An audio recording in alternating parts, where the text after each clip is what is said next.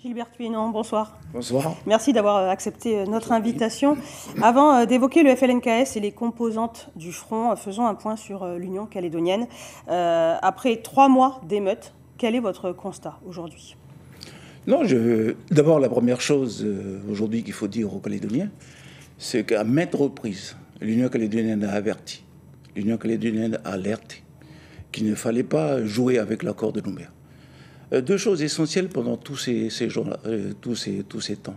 Non seulement on l'a dit, mais on l'a écrit. On l'a écrit à plusieurs premiers ministres, on l'a écrit au président de la République, qu'il ne fallait pas toucher à l'accord de Nouméa. Nous disons notamment, sur ce même plateau, j'avais dit un jour, à l'occasion de l'interview, que le corps électoral était un combat sacré, et que pour nous, à l'Union calédonienne, c'était la mère des batailles.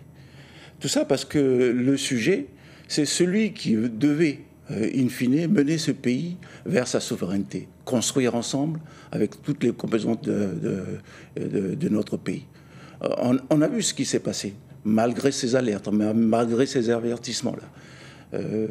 On a vu l'État manœuvrer de manière partielle ici en Nouvelle-Calédonie, faire des choses style les passages en force, par exemple. Je veux ne retenir que la troisième consultation, je veux retenir que ce fameux dégel du corps électoral, ça n'a été que ces réponses-là envers l'Union calédonienne. Or, nous n'avons cessé, d'avertir, d'interpeller. Et vous savez, à l'issue de la période du Covid, là, on n'avait pas eu de congrès. Le congrès, l'UC l'a tenu en avril 2022 à Boyenne, à Vaud. Et notre motion disait bien que l'Union calédonienne ne laissera pas les choses se faire. Et on avertissait sur les risques que courait notre pays à toucher de manière unilatérale l'accord de Nouméa, à ne pas respecter l'impartialité qui a mené la paix dans ce pays ces 30 dernières années. Tout ça pour dire que quand on est 3 signataires d'un accord, la parole elle doit être partagée entre ces 3 signataires. Et on ne décide pas tant qu'il n'y a pas de consensus. Voilà ce qui a mené le pays à la situation qu'on en connaît aujourd'hui. L'UC est restée relativement discrète pendant toute cette période. Est-ce que c'était pour laisser la parole à la CCAT ? Mais parce qu'on l'a dit à plusieurs reprises à nos interlocuteurs. C'est la manière dont l'issue de la 3e consultation, dont les choses ont été gérées, c'est vraiment... Comment dire, c'est une déception forte pour nous. Je parle de déception pour ne pas dire la colère de l'Union calédonienne.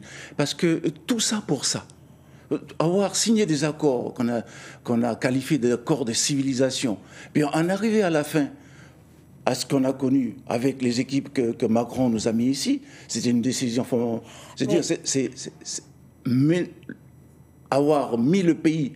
Dans cette situation-là, c'est irresponsable de la part des responsables de l'État. Un mot sur la CCAT encore. Soutenez-vous toujours ces actions ? Mais ce qui est clair, c'est que la CCAT a été une décision de l'Union calédonienne. Oui, on l'a mis en place dans notre dernier congrès à l'île des Pins. Donc vous la soutenez encore aujourd'hui ? Pour autant, on peut dire qu'il y a eu des débordements. L'Union calédonienne, ce n'est pas une association de boulistes, ce n'est pas une association de défense de je ne sais quoi, c'est un parti politique. Aujourd'hui, les élus de l'Union calédonienne, on est dans 13 communes de Nouvelle-Calédonie, ça veut dire le tiers des communes de Nouvelle-Calédonie, dans toutes les provinces, au gouvernement, au congrès, au CESE, au Sénat coutumier.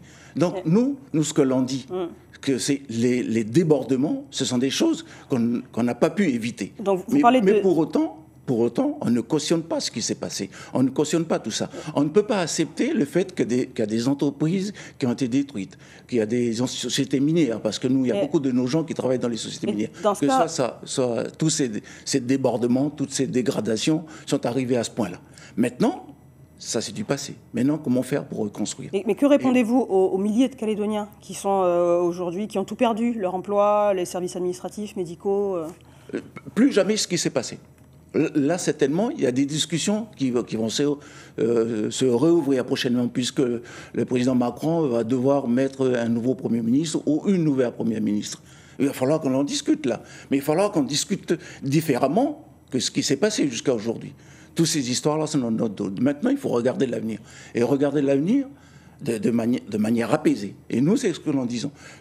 Quand le président Macron est arrivé ici, moi j'ai été le rencontrer avec le Christian Théin, avec les gens du FLNKS, et nous avons eu une parole avec le président de la République. Nous allons travailler pour l'apaisement du pays. Nous allons travailler pour l'apaisement du pays. Mais pour autant, il faut que ce soit un respect mutuel entre nous. Alors, aujourd'hui. Parlons de l'avenir, justement. Cette semaine, l'Union calédonienne réaffirme la pleine souveraineté pour le 24 septembre 2025. Est-ce que c'est une forme d'ultimatum que vous lancez ? Vous savez, quand l'accord de Nouméa dit que l'État reconnaît, à l'issue du processus de l'accord de Nouméa, la vocation de la Nouvelle-Calédonie à sa pleine émancipation, et que les équipes de Macron lui-même nous disent, en réponse à ça, c'est maintien dans la République. C'est la réponse du berger à la bergère, ça. Et donc maintenant, il va falloir travailler. Et l'Union calédonienne, on est toujours prêt dans la discussion. Pour que cette discussion-là se fasse aujourd'hui de manière respectueuse et qu'on ne reproduise pas ce qui s'est passé avant. Mais en 2025... Parmi ce qui s'est passé, excusez-moi, il y a eu des mensonges d'État. Il ne faut pas l'oublier. Il y a eu des mensonges d'État. Ça, plus jamais ça. Et respect entre nous. Et c'est ça que nous réclamons. Mais l'Union calédonienne, on est toujours pour la discussion, on est toujours pour le dialogue, et on est toujours pour la paix. Mais sur quelle base juridique internationale c'est ce que nous avons demandé. C'est ce que nous avons demandé. Parce en 2025, c'est peu dire ce qui est passé. Nous, à l'UC, on n'a plus confiance aux équipes de l'État. Hein. On n'a plus confiance aux équipes de Macron. Donc, à minima, qui est une équipe de médiation internationale, pour pouvoir renouer les fils du dialogue.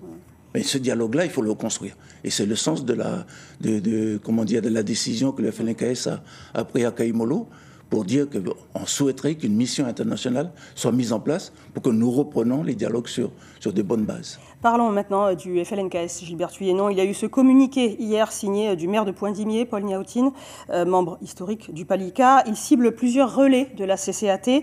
Il parle, je cite, d'une stratégie du chaos décidée par une seule composante du Front indépendantiste. Qui visait-il, selon vous, Lucé ? Chacun est responsable de ses écrits. Moi, je viens de vous le dire.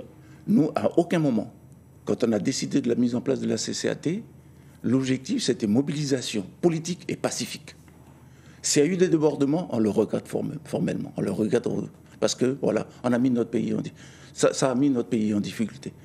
Ce que les uns et les autres écrivent, ça, c'est leur responsabilité. Mais si, nous, à l'UC, ce que l'on dit, c'est qu'il ne faut pas toucher aux fondamentaux de l'accord de Nouméa.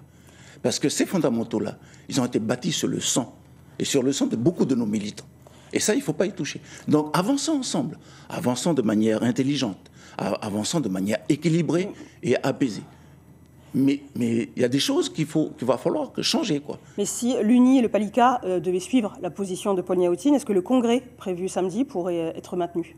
Moi, j'ai toujours confiance aux responsables de chaque parti qui compose le Front, d'autant plus qu'aujourd'hui, nous, l'Union calédonienne, on est toujours de ce qu'on a dit. Hein. L'objectif, c'est la souveraineté dans notre pays. Et pour construire cette souveraineté, c'est dans l'unité qu'il faut le faire. Donc nous, on ira toujours chercher nos camarades du Front, on aura toujours cherché les autres nationalistes. Ça, c'est la discussion qu'on doit avoir. C'est pas facile, parce que chacun est dans son parti, avec des visions différentes peut-être. Mais je crois qu'ensemble, ce qu'il faut que nous sauvegardons, c'est l'unité des indépendantistes. Et deuxièmement, c'est l'objectif de souveraineté de notre pays. Et quand vous dites parler avec tous les partis, vous parlez aussi des partis non indépendantistes aujourd'hui ? On parle avec l'ensemble des personnes. Et puis, vous savez, souvent chez nous, on dit que l'unité, ça ne se décrète pas. Hein, c'est dans l'action. Et là où on était ensemble ces dernières législatives, on a vu que quand on est ensemble, on a gagné. Hein, plus de 10 000 voix d'écart, ça c'est exceptionnel, c'est jamais vu. Donc c'est aussi des réponses que nous donnons ensemble aux Calédoniens. Et pour dire que il faut avoir confiance à la parole qu'on a donnée en 98. C'est celle-là, il n'y a pas d'autre parole. Il n'y a pas d'autre contrat que les Calédoniens doivent respecter. L'accord de Nouméa, rien que l'accord de Nouméa. Il nous reste peu de temps. Avez-vous eu des échanges récents avec l'État ou justement les partenaires non indépendantistes ? Pour ce qui concerne l'État, non.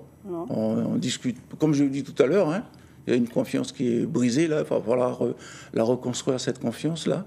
On attend que le gouvernement central soit mis en place. Et quant à nos collègues, puis nos amis loyalistes, malgré les propos parfois outranciers et puis les leçons que l'on reçoit pas plus tard que ce vendredi, par exemple, pour autant on continue à parler. Et je crois que ce soit au gouvernement, au Congrès, que ce soit dans les provinces, nous continuons à parler, mais c'est aussi la vie du pays, ça. Gilbert Thuyenot, il est temps de passer aux questions des internautes. Première question, donc, quand irez-vous à Saint-Louis pour parler et rendre la liberté de circuler? Cette question. On est souvent avec les gens de Saint-Louis. Ce qui se passe là-bas est tout à fait regrettable. Et puis, on l'a demandé à plusieurs reprises. Est-ce qu'au moment où nous nous engageons politiquement pour desserrer l'étau, pour revenir à cet apaisement qui a été réclamé, nous, on souhaiterait que Saint-Louis fasse partie du desserrage de l'étau. Et nous avons des familles là-bas, nous avons des amis, et on n'arrête pas d'essayer de conscientiser les uns et les autres pour que la situation revienne à la normale, parce que on l'a vu, parce qu'au niveau du gouvernement, par exemple, quand on a eu à gérer les problèmes d'approvisionnement dans le sud, on sait qu'il y a beaucoup de Calédoniens qui sont en souffrance là-haut. Mais on fait tout autre possible pour que les choses reviennent à la normale. Nous avons encore mais c'est pas facile. C'est pas facile. Nous avons donc deux autres questions. Comment réagissez-vous à l'absence totale de transport en commun? À plusieurs reprises, pour ma part, moi, j'ai sollicité à la fois le SMTI et le SMTU. La réponse est que pour le moment, il y a des problèmes de sécurité pour remettre en route les lignes.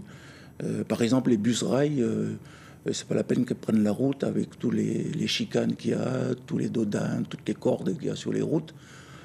Mais l'objectif du gouvernement, c'est bien de faire de telle sorte. Et c'est pour ça qu'on appelle à l'apaisement, pour que tout ça reprenne petit à petit. Et la dernière question donc, des internautes, comment réagissez-vous au départ massif du corps médical et quelles solutions proposez? Ce serait bien si on avait engagé les formations qu'on avait convenues à l'époque pour former nos médecins, pour former nos avocats, pour former nos infirmiers, infirmières. C'est typiquement l'image qui montre que malgré tout ce que l'on peut dire sur notre pays, la formation des Calédoniens reste encore d'actualité. Mais aujourd'hui, la situation est inquiétante. Oui, bien sûr, c'est inquiétant. Mais dire que peut-être qu'il va falloir sur la refondation, là, parce que là, nous travaillons en ce moment au gouvernement et puis avec l'ensemble des partenaires sociaux, que ce soit le patronat ou les syndicats, puis bientôt avec les élus du Congrès. On travaille à la reconstruction du pays. Et ce sont des sujets qu'il va falloir remettre quand il s'agira de parler de la refondation. Faire de telle sorte que les erreurs que nous avons commises par le passé, ce que nous avons fait, mal fait, soit mieux fait. Tout ce que nous n'avons pas pu faire soit fait. Peut-être faire différemment pour que demain, ce soit peut-être les Calédoniens qui eux-mêmes soignent les Calédoniens. Et peut-être privilégier aussi l'autre voie qu'on a toujours appelée de nos voeux, à savoir les formations des cadres calédoniens dans les pays limitrophes. Parce que vous parlez de médecins, on va se soigner en Australie, mais sauf que les diplômes australiens et néo-zélandais ne sont pas reconnus ici. Donc ce sont des pistes de la refondation. Ça fait partie des pistes, en effet. Merci beaucoup Gilbert Thuyenot d'avoir accepté notre invitation. C'est moi qui vous remercie. Merci. Merci.